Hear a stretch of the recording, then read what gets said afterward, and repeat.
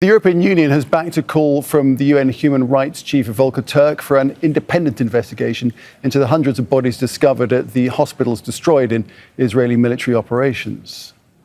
We are gravely concerned by the reported discovery of mass graves in Khan Younis and in al-Shifa Hospital. This is something that forces us to call for an independent investigation of all the suspicions and all the circumstances, because indeed it creates the impression that there might have been violations of international human rights committed. That's why it's important to have independent investigation and to ensure the accountability. Willem Marx joins us now live from London. And Willem, what do we think the impact of this demand for an independent investigation on Israel might be?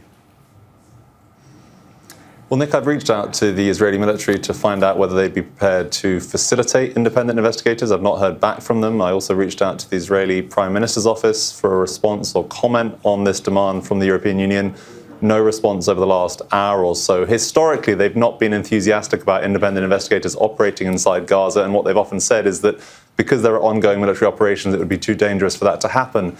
The mechanics for the EU to enforce this demand for an independent investigation are unclear. Reaching out to the spokesperson you just heard from there, Peter Stano, he said this was often the requirement the EU made. They would like to see independent investigations of any number of issues, but they didn't have a specific body in mind that would carry those out. They did point us, though, to comments yesterday from Josep Borrell, the senior diplomat for the European Union, speaking to the European Parliament, in which he talked about that World Central Kitchen strike several weeks ago, in which Israel acknowledged responsibility, acknowledged it was a grave error, and he said it raised questions as to how often that had happened before without there being the intense spotlight placed on Israel in relation to other events, Nick.